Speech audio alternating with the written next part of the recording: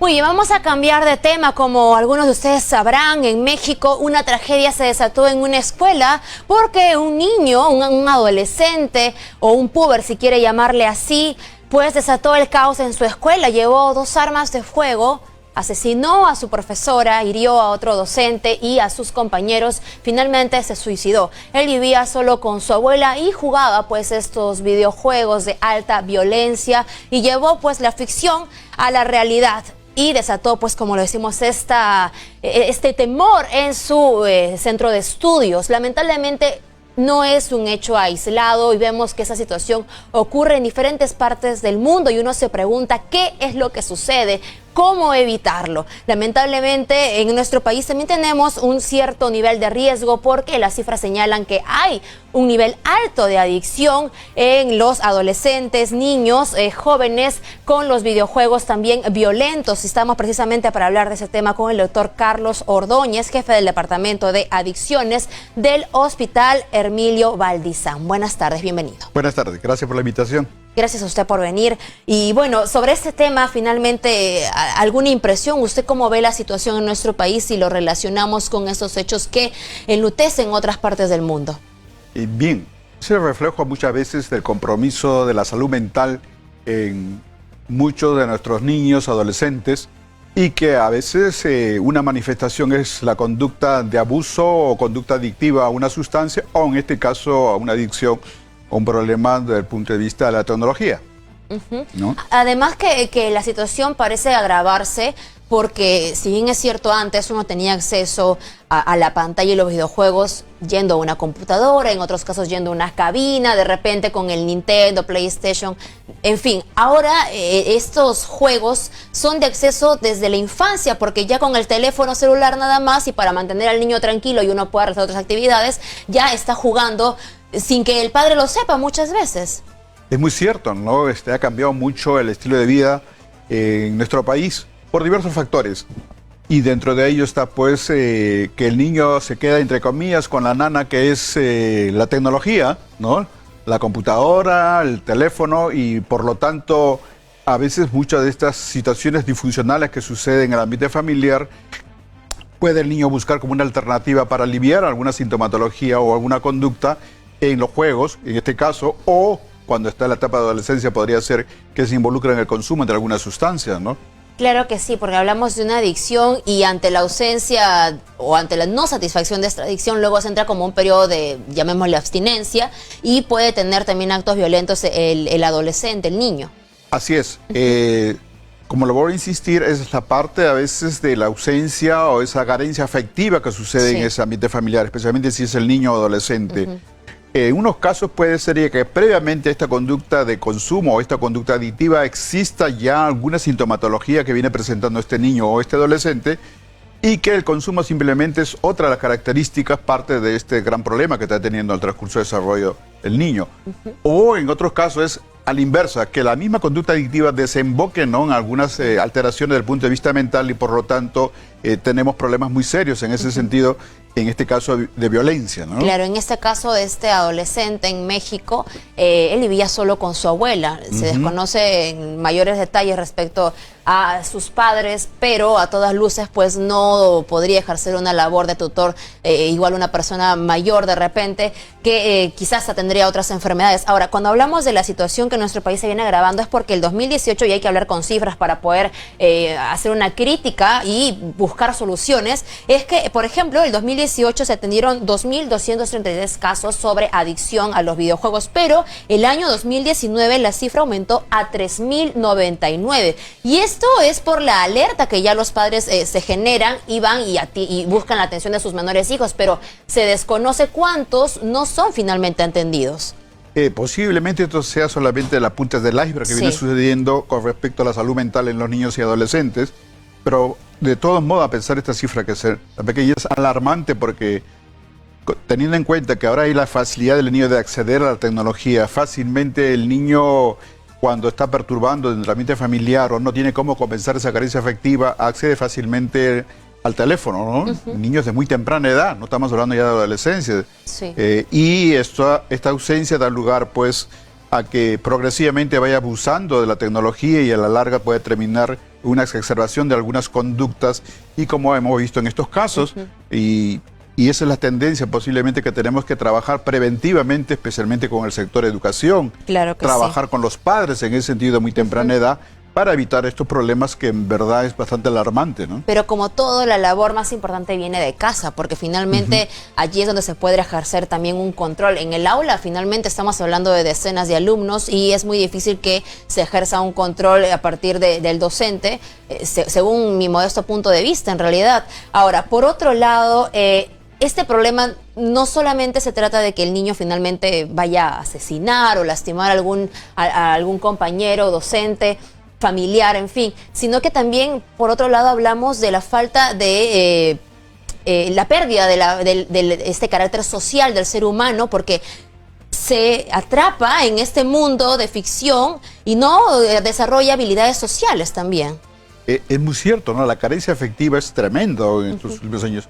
Tenemos familias muy disfuncionales, familias con la presencia solamente de uno de los miembros de los padres, no ausencia a veces de deserción escolar a muy temprana edad, y por lo tanto estos niños son muy vulnerables en ese sentido a entrar fácilmente a la tecnología, que entre comillas ellos buscan sustituir a veces o aliviar alguna sintomatología de muy temprana edad. Como usted bien ha señalado también, ¿no? Es muy importante, el niño es el espejo de lo que sucede en el ambiente familiar. O de la carencia que existe, ¿verdad? Así es, de la ausencia que hay muchas veces de los padres, y por lo tanto a veces acceder al ámbito escolar no es tan sencillo para ellos porque fácilmente hay una deserción muy seria por ese lado. Es por eso que tenemos que insistir en el trabajar desde muy temprana edad, ¿no? Y la alerta importante de los padres.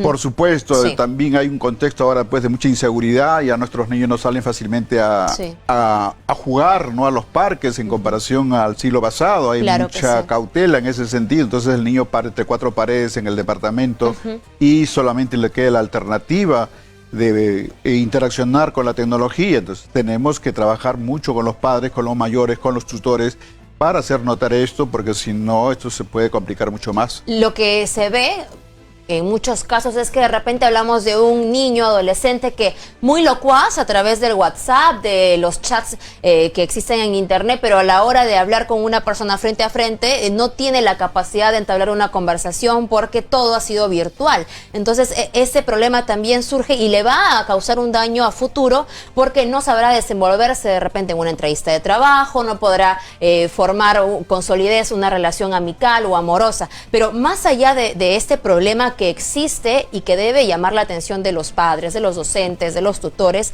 también la otra realidad es que con la carencia de una instrucción adecuada, de un consejo coherente de parte de los padres, de una preocupación, comunicación con su hijo, también se normalizan otras situaciones que finalmente pueden causar daño, y esto nos trae a colación lo que pasó el año pasado en este colegio Trilce, si no me equivoco con el nombre de la institución, de un adolescente que llevó un arma, quizás no con el afán de hacer daño, según él, porque la encontró entre las pertenencias de su padre y como una curiosidad la llevó, con un afán de repente de sentirse más respetado, y vamos a la distorsión de los valores, y lamentablemente terminó muriendo uno de sus compañeros. Sí, en verdad pues hay un deterioro de los valores en nuestro país bastante, y que se está manifestando a través de los modelos de los adultos, ¿no? Entonces ese niño, ese adolescente percibe eso y por lo tanto cree que es parte de nuestro estilo de vida. Creo que es muy importante, y esto va relacionado a muchas situaciones últimas de violencia, ¿no? Esa familia tan disfuncional donde hay ausencia del padre, no es solamente niños con la presencia de la madre que está trabajando, y por lo tanto esas carencias son bastante notorias, y por lo tanto ese niño vulnerable, o a veces en estos últimos años vulnerable al bullying, entonces una forma de defenderse a veces cree que es a través de lo que ve pues en la televisión, lo que ve, qué sé yo, en internet, y cree que a través de la violencia o portando un elemento contundente, como en este caso, es protegerme o defenderme de ese mundo muy hostil. Entonces, por lo tanto, creo que eso llama mucho la atención y que tenemos que intervenir lo más pronto en el trabajo con los padres para evitar mayores consecuencias en nuestros niños y futuras generaciones, ¿no? Claro que sí, hablamos de los valores, pero también de la salud mental, porque ¿en qué cabeza sana puede considerarse que tener un arma de fuego que finalmente es para causar daño, esto le va a hacer generar mayor respeto de parte de sus compañeros? Y también la poca instrucción de los padres, ¿no? Es decir, hijo, yo tengo esta arma porque busco mi seguridad ante un caso de emergencia, pero no considerar que no hay ninguna advertencia. ¿Qué es lo que finalmente pasó en este caso y qué trauma le ha producido a este chico? Así es, posiblemente debe haber visto algunas situaciones ya previas a esto en el ambiente familiar, pero las consecuencias también son bastante dañinas en ese sentido y compromiso serio de salud mental. Teniendo en cuenta que es un adolescente y que tenemos que entender que desde el punto de vista biológico, ese cerebro del niño y adolescente está en proceso de maduración, entonces muchas veces llevado por situaciones emocionales o de impulso no mide las consecuencias y pueden ser muy lamentables, no solamente en ese niño, sino en el entorno familiar y de sus pares. En verdad, me imagino que este niño esté recibiendo la ayuda respectiva desde el punto de vista de salud mental, porque puede haber una serie de complicaciones posteriormente, ¿no? No, definitivamente no solamente él, también sus compañeros deben haberse quedado con un severo trauma de no sentirse ni siquiera en su institución educativa seguros. Ahora, en su experiencia y según lo que usted además ha visto, ¿qué puede pasar en la mente de un joven que considera que el bullying, en fin, una serie de cosas que ha sufrido y lo que ve también en los videojuegos constituyen pues una especie de sensación de tener que hacer justicia, hacer venganza contra el mundo, contra un docente, contra sus compañeros? Creo que es importante tener en cuenta que el niño aprende mucho a través de los modelos que ve de los adultos. Creo que eso es muy importante, ¿no? Puede haber un lenguaje de los padres, no una forma de comunicarse, pero yo observo otras conductas a través de mis padres. Muchos de esos niños vienen de lugares muy disfuncionales donde hay padres consumidores o ya están en conductas adictivas o padres que tienen una serie de consecuencias con respecto a los valores.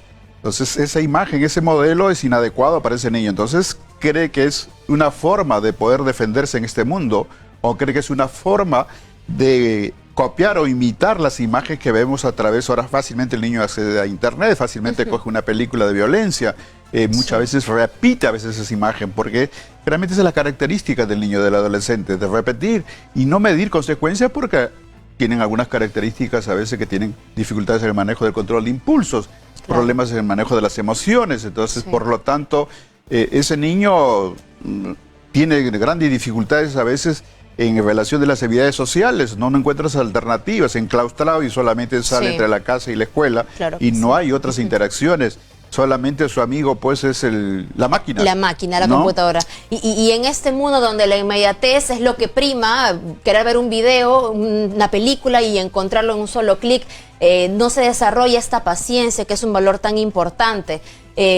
Doctor, ahora que están de vacaciones la mayoría de los estudiantes, se vuelve mucho más importante la asistencia de los padres, el observar a sus hijos, el tratar de vincularlo a actividades que desarrollen destrezas que van a ser importantes a lo largo de su vida.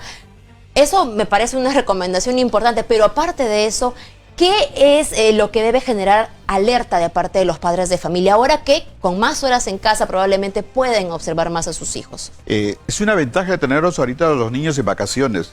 Pero muchos padres o ambos trabajan a veces, entonces el niño ahorita, si no hay una programación de las vacaciones, ¿no? Cómo interaccionar los padres con este niño, posiblemente va a continuar con mayor intensidad a veces no el frecuentar la tecnología.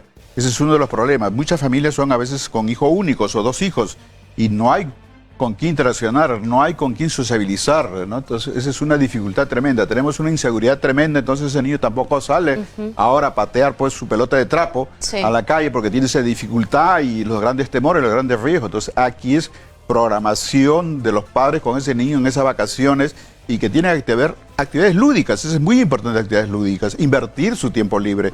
¿Cómo hace para que ese momento que tiene el padre o la madre de poder interaccionar con su niño, darle calidad más que cantidad a veces, ¿no? Esa comunicación, esas relaciones afectivas que es muy importante. El mejor alimento para los niños, ese es el afecto fundamentalmente de su entorno más cercano. ¿Quiénes son? Los padres. Muchas veces predomina por el estilo de vida, a veces las cuestiones materiales, los padres están muy angustiados por brindar lo más inmediato, ¿no? El niño en la actualidad no espera mucho, quiere inmediatamente y hay padres que van en busca de atender esa demanda inmediata porque eso casualmente da motivo a que se involucren en estas situaciones adictivas, porque hay respuesta inmediata. Juegan, inmediatamente están esperando el premio.